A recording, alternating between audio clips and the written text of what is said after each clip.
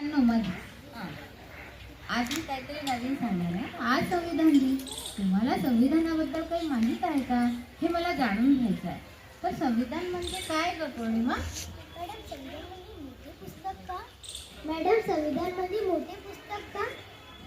मोठं पुस्तक तर ठीक आहे बेटा, पण संविधान म्हणजे नुसतंच पुस्तक नाही, तर त्याच्यामध्ये हक्क, कर्तव्य आणि नियम असं मार्गदर्शन करणारं ते पुस्तक आहे. लक्षात आलं का?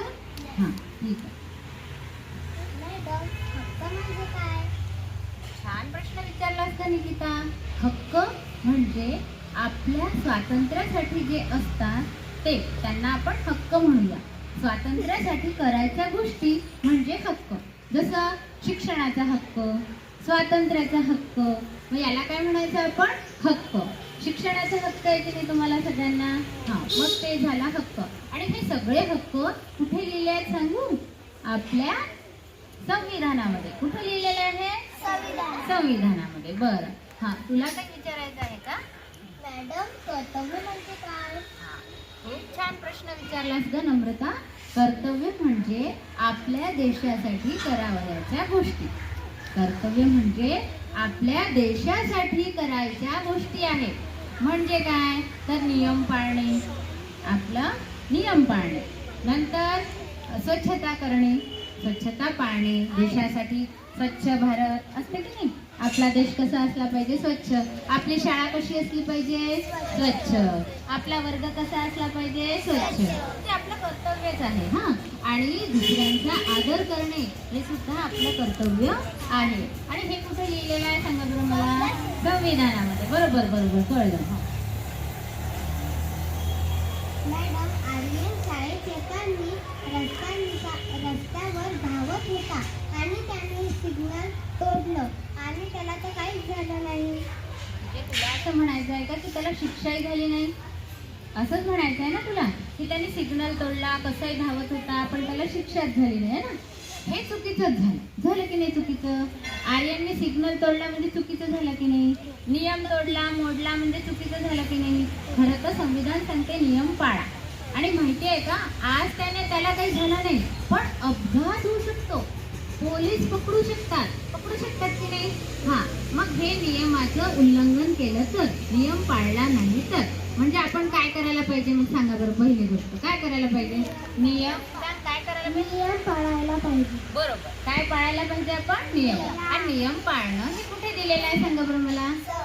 हां, कुठे दिलेलं आहे? संविधानामध्ये. बरोबर. मॅडम समानता म्हणजे काय? हो मॅडम. समानता पाहिजे. हां, तुला काही बोलायचं? समानता. काही मुलांकडे खेळणे काही मुलांकडे नसतात, तर ते समानता म्हणजे पहा, तिला काय म्हणायचं आहे की काही मुलांकडे खेळणी आहेत आणि काही मुलांकडे नाही, म्हणजे ती समानता नाही होणार. होईल का ती? नाही. पण याच्यापेक्षा मी तुम्हाला एक छान उदाहरण देतो. डॉक्टर काका माहिती आहे ना तुम्हाला? ताप आला की कुठे जाता तुम्ही? येस. मग डॉक्टर काका असं करतात का की हा गरीब आहे मी याला नाही तपासणार, हा श्रीमंत आहे मी याला नाही तपासणार, हा लंबूच आहे मी याला नाही तपासणार, हा छोटाच आहे मी याला नाही तपासणार? त्यांच्याकडे भेदभाव असतो का सांगा बरं? नाही. ते सगळ्यांना सारखं पाहतात आणि सगळ्यांचं कोणाचाही राग करत नाही. सगळ्यांना योग्य ती ट्रीटमेंट देतात.